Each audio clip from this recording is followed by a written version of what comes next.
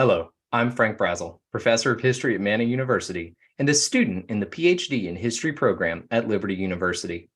In this video series, we explore the history of Cumberland County during the colonial era and early republic. This research seeks to highlight the role of Cumberland County and of Fayetteville, its principal city, in the wider events of the American Revolution and early republic.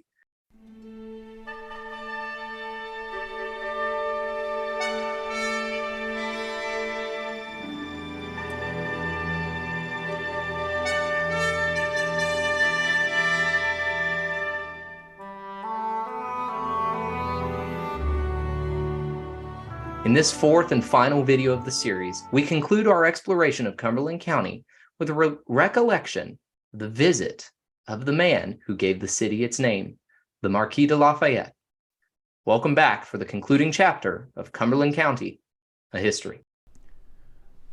The pride of all hearts and the delight of all eyes, the illustrious American General Lafayette arrived here on Friday evening last. We cannot pretend to give a regular, correct detail of the scenes to which his presence gave rise. The task were far above our ability. Such, however, as is in our power, we must offer our readers. Carolina Observer. In the decades following the American Revolution, the prominent role Fayetteville had once enjoyed in state affairs had diminished. George Washington, the greatest military hero of the War of Independence, had been dead for more than 2 decades. The Marquis de Lafayette, Washington's son figure, had remained a key figure in Franco-American relations prior to the French Revolution, wherein the enlightened Lafayette had served as an early aristocratic convert to the Republican cause, and thus kept his head during the Reign of Terror. In the decades since his last visit to America during the 1780s, he had formed a reputation as both Republican and an abolitionist. Now, at the behest of President Monroe, an aging Lafayette returned to America once more to embark upon a grand tour of the nation for which he had given his service. By March 1825, he had reached North Carolina. On the rainy Friday afternoon of March 4th, he entered Fayetteville amidst military escort and in the company of North Carolina's governor. Judge Toomer, responsible for conducting the affair on behalf of Fayetteville, considered Lafayette a jewel of the American people, one of the surviving heroes of the Revolution. Toomer acknowledged Lafayette's sacrifice in the service of America, without failing to mention his disobedience to his own king in the process. Lafayette's touching response was to comment on Fayetteville's success as a municipality and his hope that the state of North Carolina would continue to offer improvements to Fayetteville. In exchange, the city would be made more useful to the state. Following the gathering, at which several hundred people were present, Lafayette entertained as many as could shake his hand.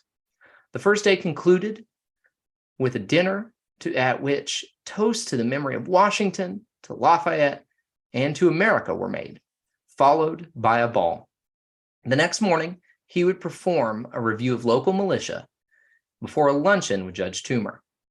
He would continue to entertain visitors until evening, when he would then depart towards the South Carolina border under military escort. He had spent just over a day in Fayetteville, though its citizens had made the most of his visit. During his visit, Lafayette would continue to entertain visitors and was presented with a map of his namesake city by John McRae. The map detailed the streets of Fayetteville as they remain today. Rowan, Grove, Hay, Person, Gillespie, and Ramsey streets are all named for Patriot leaders. The angle of Bow and Person streets, where the Liberty Point resolves were signed, remains. Spring Street, where McDonald and McLeod's Highlanders had assembled and Flora MacDonald had bid farewell to her husband, is now Cool Spring Street. The ratification of the Constitution, which occurred at the Townhouse, the intersection of Hay, Green, Person, and Gillespie streets. Lafayette would later be received at the same location. They remain today. Through it all, Cross Creek still runs toward the Cape Fear, a gentle reminder of the town's first name, when it was a small landing for those coming and going from Wilmington to North Carolina's backcountry.